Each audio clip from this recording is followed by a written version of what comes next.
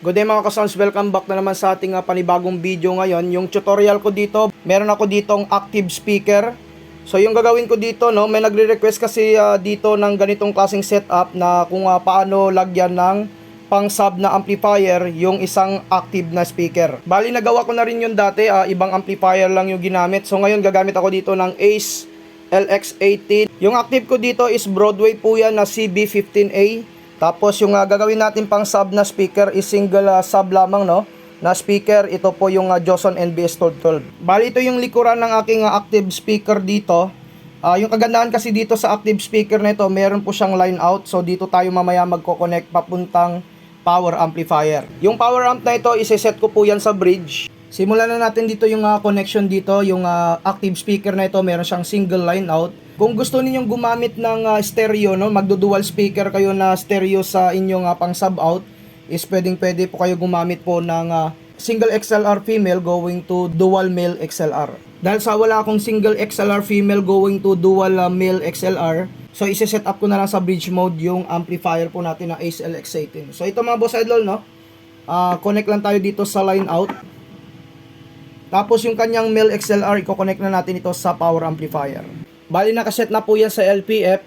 So it means po, no, puro bass na po yung lalabas po dyan. So i-connect na natin yung XLR mula po sa active speaker. So dito natin yan i-connect sa input A. Sa connection pala ng speaker dito, dahil naka-bridge mode po tayo, so dito tayo magko-connect sa dalawang pula na ito. Positive sa taas, negative naman sa baba. So ito yung wire ng speaker. So yung red sa positive. Ang black po dito is nasa negative.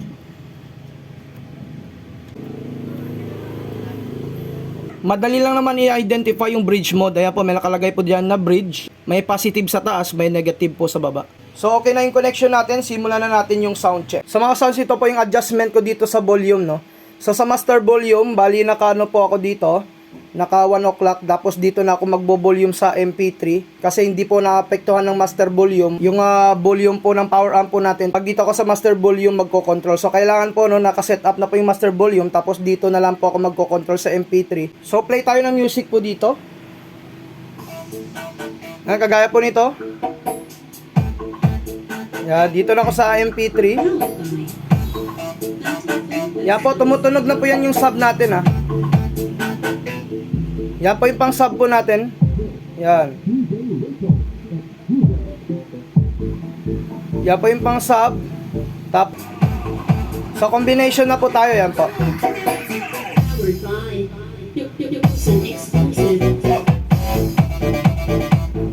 So test lang po ito, ha. Kung gusto po yung gayahin po yung aking connection, okay na okay po yan mga boss. Pang sound trip po niyo, pang sound trip.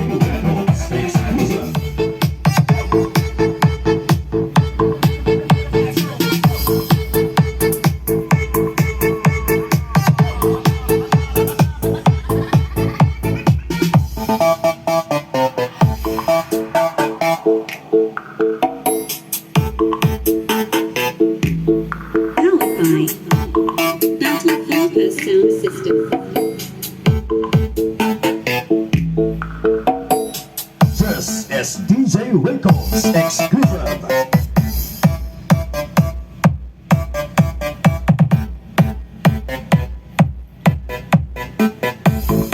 So maganda na rin po siyang pang sound trip mga boss, ha. Okay na okay po yung tunog.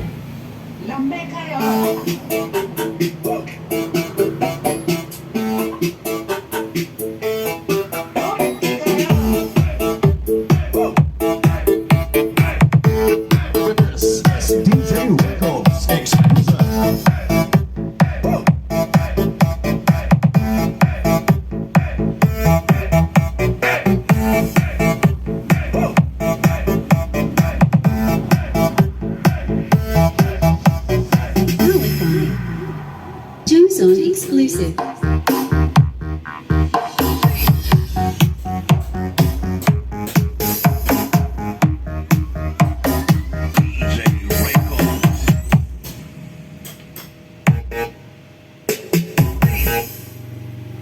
Double mix activated.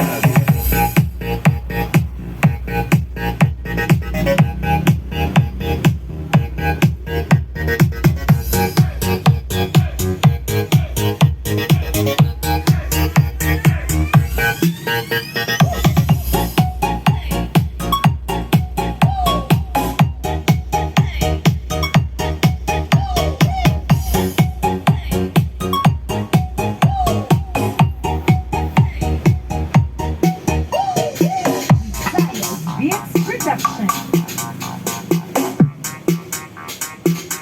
DJ Records.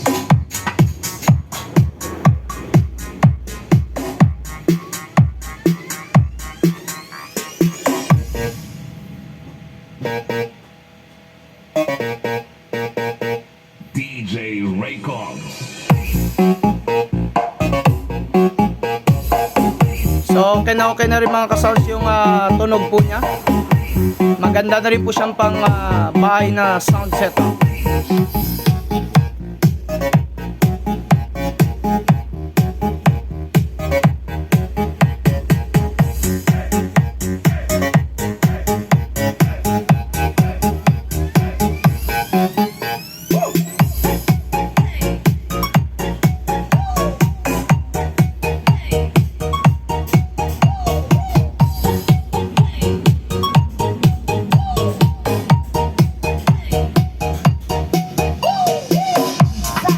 Beats Production.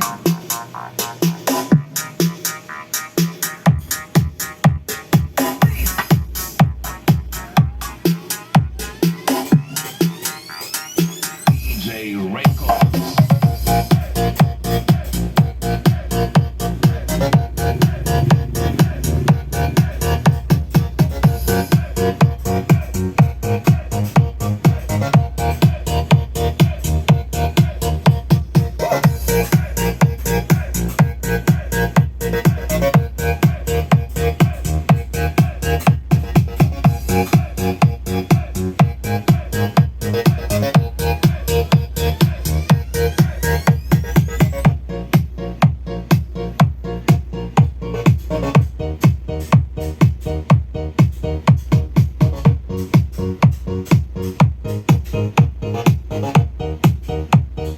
Double mix activated.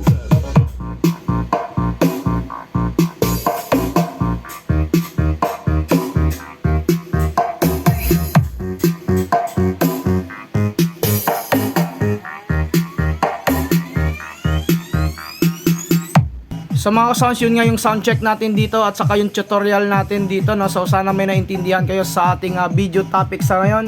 So hanggang dito na lang muna. Sa mga bago na subscribe, huwag niyong kalimutan na i-hit yung notification bell button para sa mga video updates natin na i-upload. Maraming salamat mga ka-sounds.